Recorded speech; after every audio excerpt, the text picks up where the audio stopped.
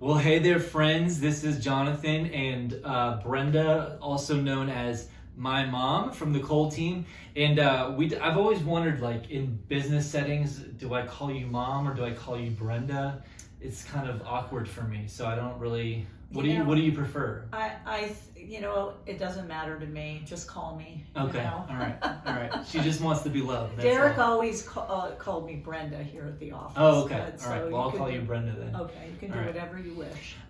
So we wanted to just take a couple minutes and here's some thoughts from Brenda, who has been in the real estate business for over 20 years, on how to get top dollar when you do decide to sell your house. And so we're just going to briefly discuss that, and so let's kick it off. So what's the best strategy? How do you sell your house for the most amount of money? Well, I would say in a snapshot in time where there are so few houses on the market, I'd probably say just stick a sign in the yard and it'll sell. But no, in all seriousness, strategy for today is going to be a little different than if you had 10 new listings coming out every single day. But I would say, given the unique challenges that we're facing, the most important thing that you can do is to hire a realtor who has experience, who has training. Don't hire your brother's best friend or your cousin who just got their license a week ago. There are so many things in a transaction that can throw you for a loop and put you right back at the very beginning. Right. The most important thing is to hire an experienced agent who has lots of training under their belt. And that's why I love, not to plug Keller Williams, but one of the reasons I love this company is because we probably have 4 or 5 training classes every week. So there's no excuse not to be prepared when you're dealing with buyers and sellers. Right. I mean, I know I have learned so much in the last year, just what it looks like to have a transaction go smoothly, learning how to work with the seller. And when it doesn't go smoothly. How do you overcome those challenges? And working with a seller side by side, saying, here's what we're facing, these are our options, here's what we need to do to make your property get as many eyes in front of it as possible, right? Because I mean, to me, that's my biggest goal, is to get as many people in front of our sellers' properties as possible, so that we have the largest pool of buyers that we can possibly have, right? Because then we're able to find someone who falls in love with the house, wants to pay for it. So what are some ways that we get buyers to see the house? I mean, it's not just about you joked about just sticking a sign in the yard. It's not just about that. So what other things do we do to get buyers to see the properties? Well, again, if you hire an agent that you know and that you trust and you believe in their experience and their skill, then they will give you the marketing tools, or they will employ the marketing tools necessary to get people out to your house. And putting a home on, for sale by owner on Zillow is going to get some people to your home, but the best way obviously is with a realtor, and the most eyes are put on your property by putting it into the MLS. So and only realtors have access to realtors have access to the MLS. Right. And I always say you want to sell your house twice. You want to sell it so that when that person clicks on that particular listing, they love what they see. So you're selling it to them then, and then you sell it to them again when they walk into your house. And so to get the best your house to present itself, the very basic things that you want to do are, it's got to be fastidiously clean. There are inexpensive things you can do, such as painting, decluttering, depersonalizing. Make sure that your realtor knows to hire, we don't want pictures in your listing of the realtor's face being reflected back in the mirror from the iPhone she was using. Phones take really good pictures though, right? No, they take for pictures of my grandchildren, but right, but not for. But professional, and it's not terribly expensive. So when we hire a professional photographer for all of our listings, every listing, absolutely, it could be if there were such thing as a $100,000 listing these days, then we would still hire a professional photographer, because they have ways of making a property. In some cases, they look better than they do in person. So anyway, you want those pictures to draw people into your home, and then once they get into your home, obviously the curb appeal, you don't want, you've got to spruce up the landscaping, you've got to get rid of any odors in the house, and these are just very, very, very basic things. I'm not saying go out and get a fully stage your house in this particular market to get it, because it's probably not something that is absolutely necessary today. There was a time when, you had to do that to differentiate yourself. But right now, in this snapshot in time, get your yard cleaned up, get the house clean, have it smell nice, and that is the very least you can do to get somebody to come through your front door. Right. And we do open houses, we do mailings, postcard mailings to neighbors. We do all sorts of social media marketing. Who's answering these questions? Well, just kidding. I mean, those are just some of the other things that we do to try to help. That's what we buyers. do. We actually, we spend money when we list a house. We don't just say, we're going to take your hard-earned dollars for selling your house and not do anything for it. We do actually spend money through tangible marketing efforts, and as you enumerated. Go ahead, Jonathan. No, I'm looking to hear from. No, I mean, as far as the postcards. And all that. Yeah. I mean, we do spend money to make sure the neighbors know that the house is available, because a lot of times we have neighbors who they have family or they have friends that are moving into the area, and they love to have their friends and family move into their neighborhood. And so we let them know, hey, this property is available, so that if you know anyone who wants to be your neighbor, you get to pick your neighbor, right? And so, but we also do social media marketing. We do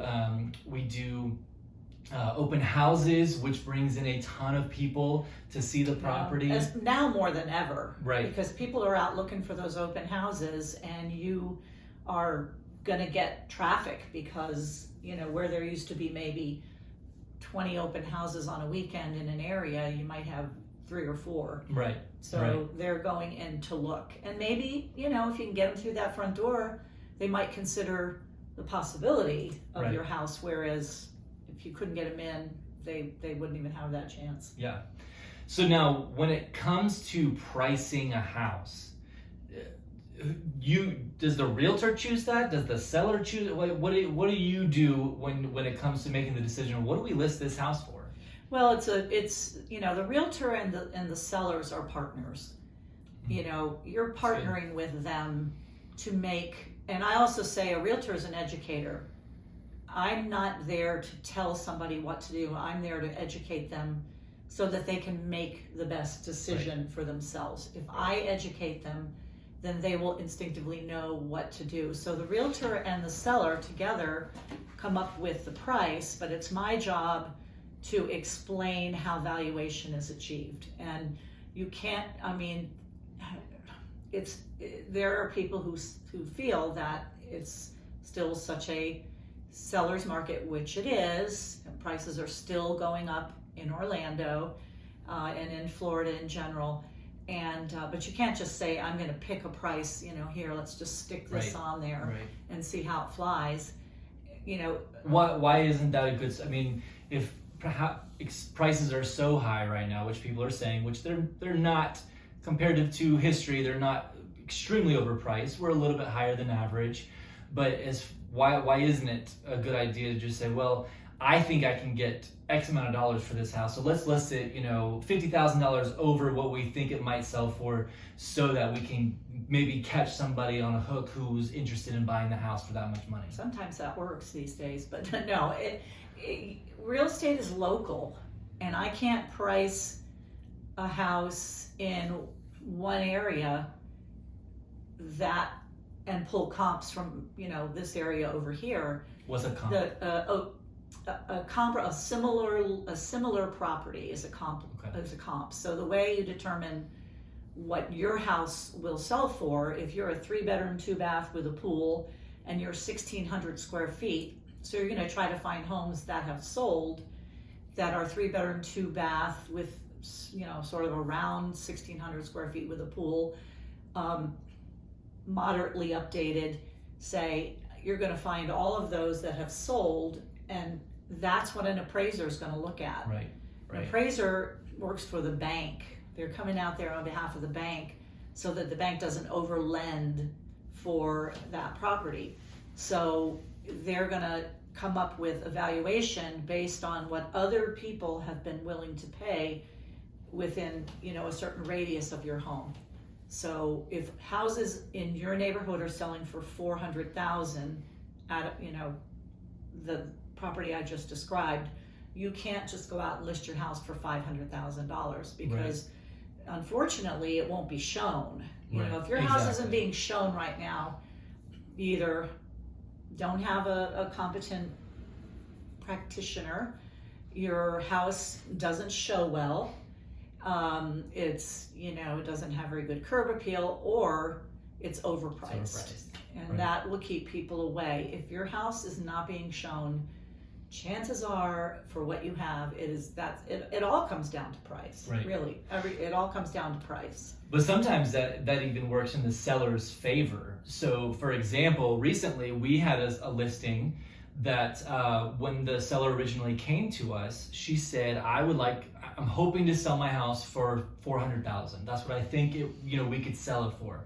But then as we dove into the comps to see what other properties had been selling recently in that area, we actually realized that 400 was low, and originally we thought maybe 409, then maybe 419, and then we landed on 429, and then the very first weekend it was on the market, we got offers for 430, and the property sold for 430. So the seller was able to get $30,000 more than she originally thought she was gonna get, which we were thrilled about for her because she was hoping to get a certain amount, and I'm glad that she was able to list it with us because we were able to get her $30,000 additionally. Imagine if she had decided to sell it for sale by owner and listed it for $399, and then somebody came in and paid $400. She would have been missing out on thousands of dollars. Oh yeah, and that has happened where we have represented a buyer on a for sale by owner,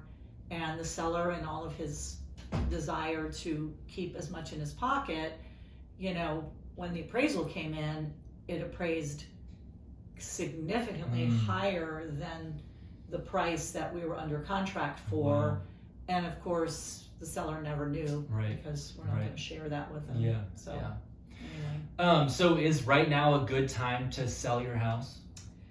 I would say anytime you need to move or relocate, if you need to, yes, it is always a good time to sell if you have somebody, again, who will walk you through that process. I mean, for sellers now, it's an unbelievably good time to sell. Sometimes the challenge is you have to sell. You want to sell maybe because you want to upsize. So you have to decide, do I want to sell and then pay higher interest rates? Because you could have, like in my situation, my interest is 2.75 on my current house. So that's a tough decision to make. But for anybody who has to move, you're going to take all the equity that you've accumulated in your current house and take it to the next house. And so people are mostly moving right now because their families are getting bigger or smaller, or they're being relocated, or there's some other life change that's happening that's, really maybe not forcing them, but causing them to want to make a change in their lives. And so they're making a move. And also, if you I say buy a house if you can afford the payment. I never advise getting being house poor. Right. You know, I always say, if the lender says you qualify for this, then try to stay here. Sure. You know, because you want to have a life on top of everything. But I lost my train of thought. So like people who are buying a house or selling their house, right? We were talking about their life change and, you know, differences making, maybe family is changing, not overpaying for a house, not buying something that's out of your range as far as, you know, what you're pre-approved for. I remember what I was going to say is that if you can afford it, then you are also avoiding the high rental rates. Right. Because the average house in Orlando rents for about $2,000. I'm assuming that's a 3 to 4 bedroom, 2 bath, maybe without a pool. Right. Rents for about $2,000 a month. Yeah. That's a lot of money for a rental. And rents have come down a little bit, but I've never, in the time I've been in real estate, I've never seen the rental market seriously contract. And especially you have a lot of people who can't afford to buy, so they're renting because they have no choice. So, and if, you know, $2,000 a month, you say, well, that's not that much, but if you think about it, over the course of 10 years, that's almost $250,000. Yeah. Right? Over the course of 10 years. That's a lot of money. That's a lot of money. That could be going toward the equity of the home that you own. Right. So if you're thinking about selling your house, why not sell for sale by owner, right? I mean, because you can save, right? When you sell your house, there are fees that go into selling your house. When you buy, you don't pay any realtor commission when you buy a house, only when you sell a house. And so the realtor's commission average is about, 5.5% to 6%, I would say. And so when you sell your house, the buyer is going to get paid their 2.5%. Buyer's agent will get paid their 2.5% commission off the sale of your house, even if you sell it for sale by owner. So that leaves about 2.5% to 3% that will go to the seller's agent. What I've read recently, what's interesting, is that on average, this is according to Dave Ramsey, houses that are sold for sale by owner sell for about 11% less than through a realtor. So 11% compared to 2.5% to 3% that you would be paying to a listing agent. So that's 8.5% difference that you're potentially missing out on the sale of your house. So what are the benefits of selling for sale by owner? That does it make up for that 8%? I would say 0. Okay, right.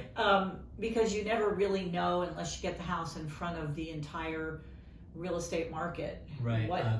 If you're doing a for sale by owner, and even if you're putting it in Zillow, there are people who are not going to see it because they're not out there looking on Zillow. And unless you're willing to co-broke with a buyer's agent, then you're really not going to get anybody in to see your house. And if you do co-broke, then really that buyer's agent has control. And I've done many where it's a for sale by owner, and I'm the buyer's agent helping the buyer to purchase this home. The seller knows nothing, so I take control of the transaction. And is that what you want as a for sale by owner seller? You want that buyer who's really representing their buyer.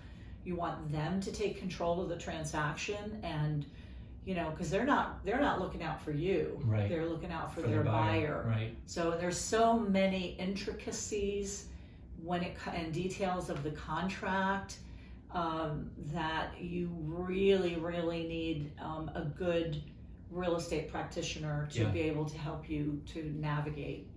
So, and again, I have had buyers who walked away thrilled because they realized they purchased a home for about $30,000 less than, and that was just what the appraiser came in for, Right. So.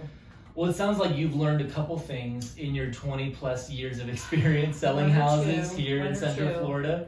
So if you're thinking about selling your home and you would like to get a free market analysis of your house to see what it could possibly sell for, we are here for you. We would love to help however we can. So reach out to us, info@coldteamfl.com, or give us a call. We're happy to help however we possibly can. And we'd love to be your real estate resource of choice here in Central Florida. And anything else you want to add to? I think you said it all. I said it all. All right. I taught you well. She has, very much so. So cute, so cute. Well, thanks again so much for joining us. Until next time, have a wonderful rest of your day. Thank you.